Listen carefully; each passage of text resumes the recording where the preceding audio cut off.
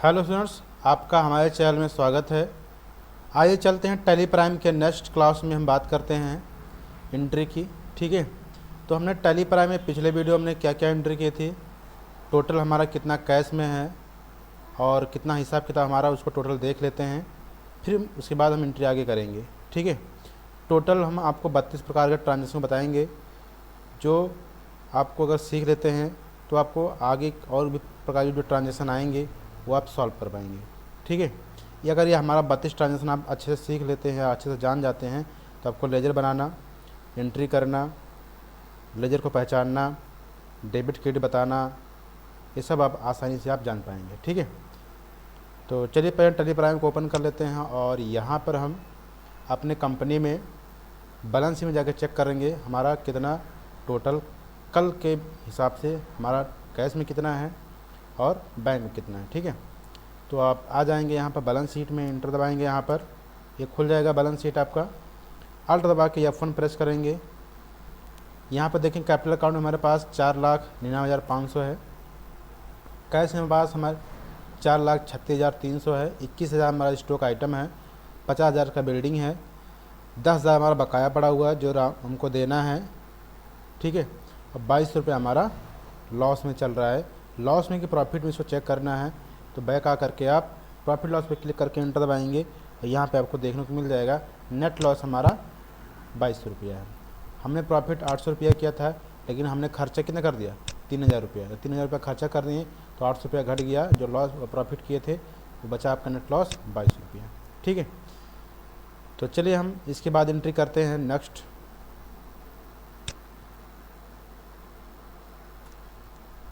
हमारी एंट्री है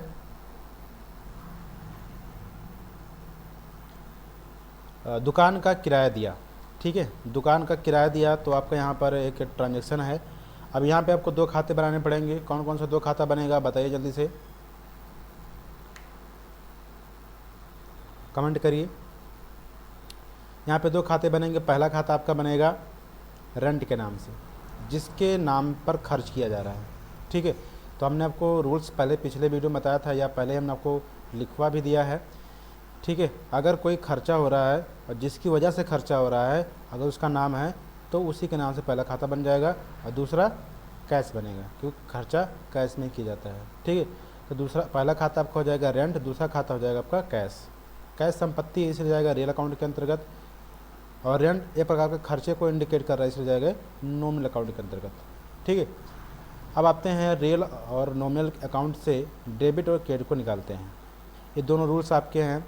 नॉमिनल का रूल्स कहता है debit the expenses and losses, credit the income and gain. अगर आपका खाता खर्चा और लॉस को इंडिकेट कर रहा है, बता रहा है, तो डेबिट होगा। अगर इनकम और गेन को बता रहा है, इंडिकेट कर रहा है, तो आपका क्रेडिट होगा। तो खर्चा कर रहे हैं, रूम का किराया दे रहे हैं, तो हमारा क्या हो रहा है, खर्चा हो रहा है, इसलिए आपका करेंट अकाउंट डेबिट हो जाएगा। आप समझ चुके ही होंगे। तो एक आपका डेबिट हो गया तो ऑटोमेटिक दूसरा क्रेडिट ही होगा, या फिर आप समझ सकते हैं रेड अकाउंट के अंतर्गत अगर संपत्ति हमारे व्यापार में आ रही है, यानी कि कैश हमारे व्यापार में आ रहा है तो डेबिट होगा, व्यापार से कैश जा रहा है तो क्रेडिट होगा। तो हम क्या कर रहे हैं, रेंट दे रहे हैं तो रेंट में आपको कैश दिया जा रहा है, यानी कि हमारे व्यापार से कैश जा रहा है, इसलिए आपका कैश क्रेडिट हो जाएगा। ठीक है, तो चाहे आप एक को निकालेंगे दूसरा ऑटोमेटिक डेबिट क्रेडिट हो जाएगा, या फिर दोनों को आप समझ सकते हैं। तो हमारा रेंट अकाउंट डेबिट हो गया और कैश अकाउंट आपका क्रेडिट हो गया। दो आपका अकाउंट आपका है, यानी कि रेंट अकाउंट आपको बनाना पड़ेगा, कैश अकाउंट आपका बना है पहले से ही। ठीक है, तो रेंट अकाउंट आपका जो अंडर ग्रुप होगा इसको आप नोट कर लीजिएगा। रेंट अकाउंट का अंडर ग्रुप आपका इनडायरेक्ट एक्सपेंसेज होगा। ठीक है, एक्सपेंसेज आपको हमको दो बताए थे, एक डायरेक्ट एक्सपेंसेज, एक आपका इनडायरेक्ट एक्सपेंसेज। और आपने पिछला वीडियो में देखा होगा एक्सपेंसेज का पूरा हमने परिभाषा बताया था, कहाँ पे आपको डायरेक्ट एक्सपेंसेज लेना है और कहाँ पे आपको इनडायरेक्ट एक्सपेंसेज लेना है। ठीक है, तो डायरेक्ट एक्सपेंसेज वहाँ पर लेना है जब माल तैयार होता है, यानी कि माल बनाने से लेकर के जब तक बेचा नहीं जा सकता तब तक उसमें जो खर्चा होगा वो आपका डायरेक्ट एक्सपेंसेज होगा। माल बेचते हुए जो खर्चा होगा वो आपका इनडायरेक्ट एक्सपेंसेज में जोड़ा जाएगा। ठीक है, तो अब आप करंट अकाउंट आपका इनडायरेक्ट एक्सपेंसेज में जोड़ेंगे। ठीक, तो चलिए इसका हम एंट्री भी करेंगे। एंट्री करने के लिए कौन सा वाउचर यूज किया जाएगा, तो यहाँ पर आपका रूम का किराया दिया जा रहा है, इसलिए आपका ये किस में होगा, पेमेंट वाउचर में होगा। किसमें? पेमेंट वाउचर में इसकी एंट्री की जाएगी। तो चलिए इसकी एंट्री हम पेमेंट वाउचर में कर लेते हैं। This transaction in payment voucher, shortcut की क्या F5 है, नोट कर लीजिए। ठीक है, तो टैली प्राइम को ओपन कर लेते हैं हम। हाँ, टैली प्राइम ओपन हो रहा है, ये ओपन हो चुका है ऑलरेडी। ठीक है, तो अब यहाँ पे हमको जाना है वाउचर में और दबाना है एंटर, दबाना है F5। पेमेंट वाउचर खुला है ऑलरेडी। डेट दबाना है, F2 प्रेस करेंगे। ठीक है, अब आपको डेट जाना है, कौन सा डेट में एंट्री की है, तो हमको ट्रांजेक्शन में आपको देखना पड़ेगा कौन सा डेट है। तो ट्रांजेक्शन हमारा डेट जो आपका 2/6/2024 है, यहाँ पे आपको शो कर रहा है। ठीक है, तो हम चलिए हम 2/6/2024 इंटर दबा देते हैं, 2/6 इंटर दबा करके। और यहाँ पे हमको रेंट अकाउंट बनाना है, तो आप क्रिएट पे क्लिक करके भी बना सकते हैं, अल्ट दबा के C शॉर्टकट की का यूज करके भी आप बना सकते हैं रेंट अकाउंट। ठीक है, इंटर दबा दिया मैंने और रेंट अकाउंट हमारा ऑलरेडी बना हुआ है। ठीक है, नाम ऑलरेडी बना हुआ है। तो चलिए हम बैक कर लेते हैं, और आपको नहीं बना तो अल्ट दबा के C से आप बना सकते हैं। ठीक है, और यहाँ से हमको रेंट अकाउंट ले लेना है।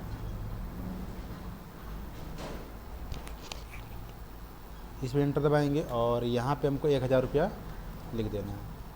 इंटर दबाएंगे, कैश, इस तरह से इंटर दबाते हुए इसको करेंगे हम नरेश में लिख सकते हैं पेड रेंट। इंटर दबा के इसको करेंगे एक्सेप्ट इट। ये आपका टोटल रेंट हमने दे दिया है। ठीक है, बैक करेंगे। ठीक, इसके बाद हम अगला एंट्री कर लेते हैं। 2 एंट्री करने के बाद हम आपका बैलेंस शीट चेक करेंगे। ठीक है, तो अब याद रखिएगा, एक खर्चे का एंट्री हो चुका है, दूसरा हम करते हैं। दूसरा एंट्री करने के लिए आपको नेक्स्ट ट्रांजेक्शन जाना होगा। हमारा नेक्स्ट ट्रांजेक्शन है बैंक में खाता खोला, नगद जमा किया। क्या किया मैंने?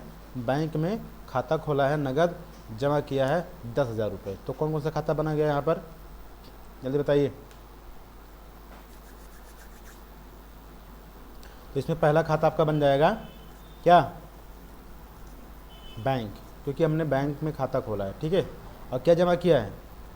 कपड़ा लत्ता या और कुछ? कैश जमा किया है। बिल्कुल, आपने कैश जमा किया है, इससे दूसरा खाता आपका कैश। ठीक, तो पहला खाता बैंक, दूसरा खाता कैश। कैश आपका क्या है? संपत्ति है, इसलिए जाएगा ये किसमें? रियल में। बैंक एक संस्था का नाम है, इसलिए जाएगा किसमें? पर्सनल में। ठीक, तो आपका ये हो गया। अब दोनों का रूल्स नीचे आपका आ गया। अब इस रूल्स के हिसाब से आपको डेबिट और क्रेडिट निकालना है। बैंक का रूल्स कहता है अगर रिसीवर है बैंक तो डेबिट होगा, अगर गिवर है तो क्रेडिट होगा। तो बैंक हम पैसा क्या कर रहे हैं? जमा कर रहे हैं, तो बैंक क्या हो रहा है? रिसीव कर रहा है। ठीक है, तो बैंक हो जाएगा आपका डेबिट।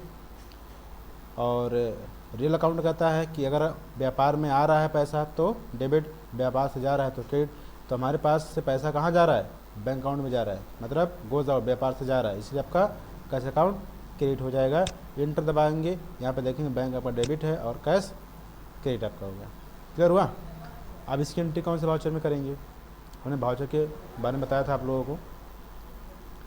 हाँ, परचेज है, सेल्स है, नॉमिनल है, सॉरी कैप कंट्रा वाउचर है। ठीक है, फिर आपका रिसीव वाउचर है, पेमेंट वाउचर है, ये सब आपके वाउचर हैं। कौन सा वाउचर में एंट्री की जाएगी? हाँ, तो इसमें क्या हो रहा है? ना ख़रीदा जा रहा है, ना बेचा जा रहा है, ना किसी से पैसा ले रहे हैं, ना किसी को पैसा दे रहे हैं। बैंक को दे रहे हैं, पेमेंट में होगा? नहीं, इसमें नहीं होगा। देखिए ध्यान सुनिए, हमने आपको एक रूल्स बताया था कि अगर कोई ट्रांजैक्शन हमारे व्यापार और हमारे संपत्ति से माने बैंक के बीच होगा, ठीक है, यानी कि हमारे और हमारे बैंक के बीच कोई ट्रांजैक्शन होगा, यानी हमारे दुकान से या हमारे व्यापार से लेकर के हमारे बैंक खाते से कोई ट्रांजैक्शन होगा, तो इसकी एंट्री हम कंट्रा वाउचर में करेंगे। ठीक है, क्योंकि वो हमारा ही पैसा है, बस क्या हो रहा है, हमारा कैश बैंक में जा रहा है या बैंक से हमारा कैश में आ रहा है। तो दोनों ही स्थिति में अगर हम बैंक से पैसा निकालेंगे खुद ही अपना पैसा, तभी कंट्रा वाउचर में करेंगे। अगर हम पैसा बैंक में जमा करेंगे तभी हमारा कंट्रा वाउचर में ही करेंगे। ठीक है, तो ये एंट्री किस में हो जाएगी? कंट्रा वाउचर में होगी। एंटर दबाएंगे यहाँ पर, और यहाँ पर देखा self bank related transaction are entries so contra voucher. ठीक है, तो आपका कंट्रा वाउचर में जाके एंट्री करेंगे। ठीक है, जिसका शॉर्टकट की F4 है। क्लियर हुआ? तो इंटर दबाएंगे, यहाँ पर F4 होगा, जो डेबिट होगा उसको डेबिट में डालेंगे, जो क्रेडिट होगा उसको हम क्रेडिट में डालेंगे और फिर इंटर दबा के एक्सेप्ट कर लेंगे। क्लियर हुआ। बैंक एलोकेशन ऑप्शन आएंगे जिसमें आपको नोट भी आपको डालना पड़ेगा कि हमने कितने रुपए का नोट डाला है। चलिए इसकी एंट्री कर लेते हैं बैंक में, सॉरी कंट्रा वाउचर में। तो ये आपका टैली प्राइम ओपन हो गया। वाउचर में जाएंगे, इंटर दबाएंगे, F4 प्रेस करेंगे, ठीक है, और डेट F2 प्रेस करेंगे, 1/7/24 ऐसा डेट है। या फिर चेक कर लेते हैं, इसका डेट हमारा जो है 2/6/24, सॉरी डेट F2 प्रेस करेंगे 2/6/24, इंटर प्रेस करेंगे और यहाँ से आप कैश आपका क्रेडिट हो जा रहा है, ठीक है, कितना 10,000, 10 1 2 3 इंटर प्रेस करेंगे। और दूसरा खाता हमारा बैंक का है तो अल्ट दबा के आप C प्रेस करेंगे और बैंक अकाउंट बना लेंगे, बैंक अकाउंट, ठीक है, ओपन कर लेंगे। ये खाता बैंक का खुल गया आपका। यहाँ पर बैंक अकाउंट का अंडर ग्रुप आपका बैंक अकाउंट होगा, ये आप नोट कर लीजिए, ठीक। यहाँ पे आप बैंक अकाउंट उठाएंगे और इंटर दबाएंगे, यहाँ पे अकाउंट नंबर डालेंगे, ठीक है, इंटर दबाएंगे, यहाँ पे आप सिप कोड डालेंगे,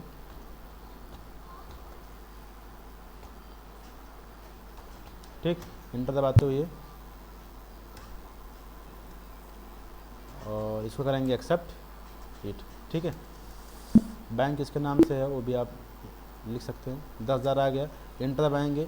फिर यहाँ पे आपको रुपए, हमारे पास 2,000 का 2 नोट है, 4,000 हो गया, 1,000 का 5 नोट है, 9,000 हो गया, 500 का 2 नोट है, ठीक। इंटर दबा दिया मैंने, 10,000 एक्सेप्ट कर लेंगे, ठीक है, और इंटर दबाते इसको करेंगे एक्सेप्ट इट, ठीक। बैक आ जाएंगे।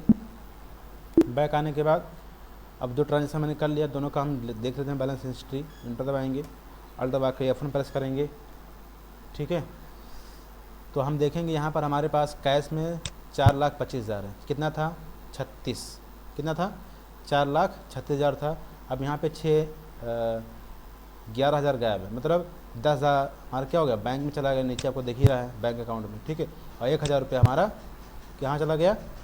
रेंट में चला गया, ठीक है। तो कुल मिला के हमारा 11,000 यहाँ से कम हो गया है। और तो आपको 10,000 यहाँ पर टोटल दिख रहा है। 1,000 कहाँ गया आपका? 1,000 हमारा खर्चे में चला गया। हमारा जो लॉस था कितना था? 2,200 था, अब कितना हो गया? 3,200 हो गया। हमने खर्चा कर दिया 1,000 और एक्स्ट्रा, ठीक है। तो लॉस और प्रॉफिट में जाकर देख सकते हैं आप। इंटर दबाएंगे तो आप देखेंगे हमारा यहाँ पर खर्चा दिखा रहा है कितना? 4,000, ठीक है। 4,000 में से 800 रुपये हमारा प्रॉफिट था, वो घटा करके हमारे पास 32 रुपये नेट लॉस चल रहे हैं। अब माल वाल बेचेंगे तो हमारा जब प्रॉफिट होगा तब जाके ख़त्म होगा, ठीक है। आगे चलते हैं नेक्स्ट ट्रांजैक्शन में।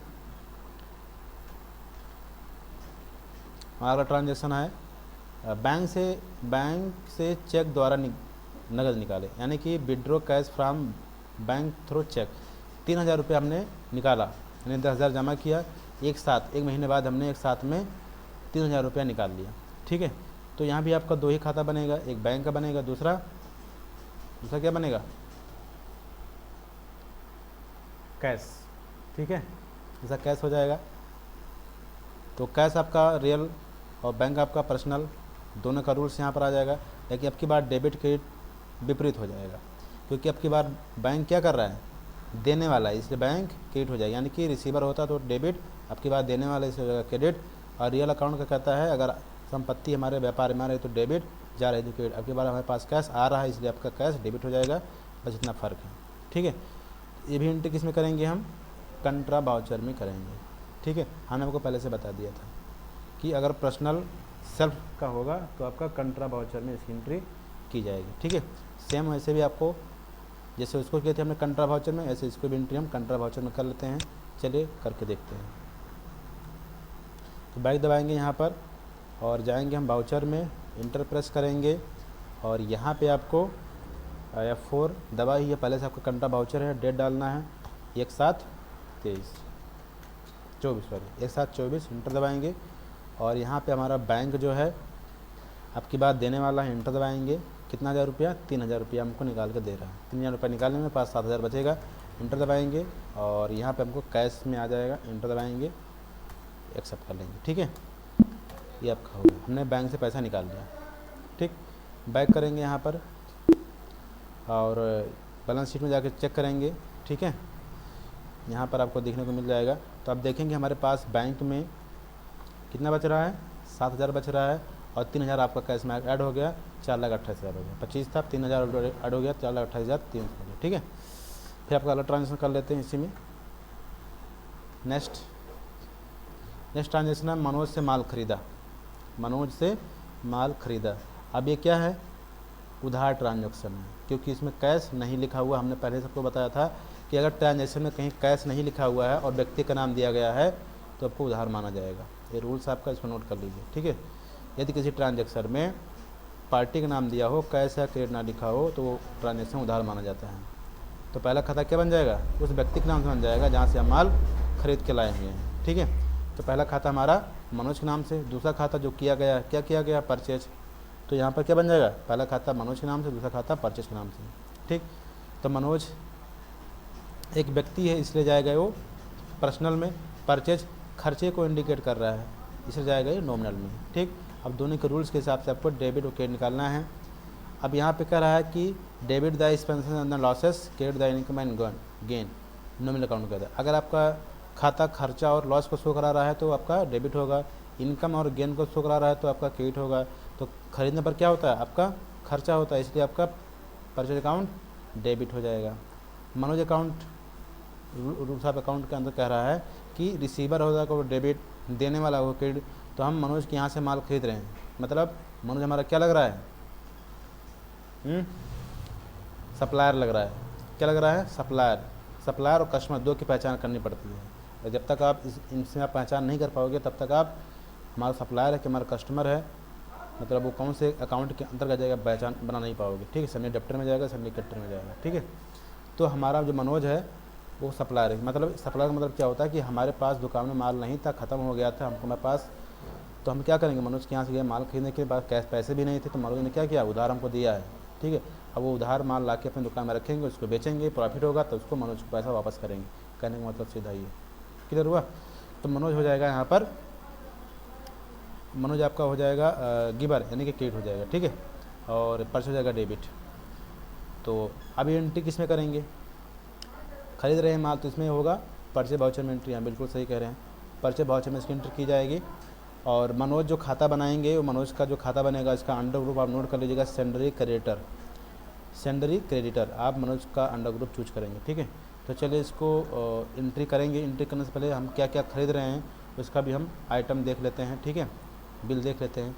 तो आइटम वाइज का एंट्री करेंगे। ये आपका बना हुआ है यहाँ पर, डेट यहाँ डाला गया है 2/7/24 में हम माल खरीद रहे हैं।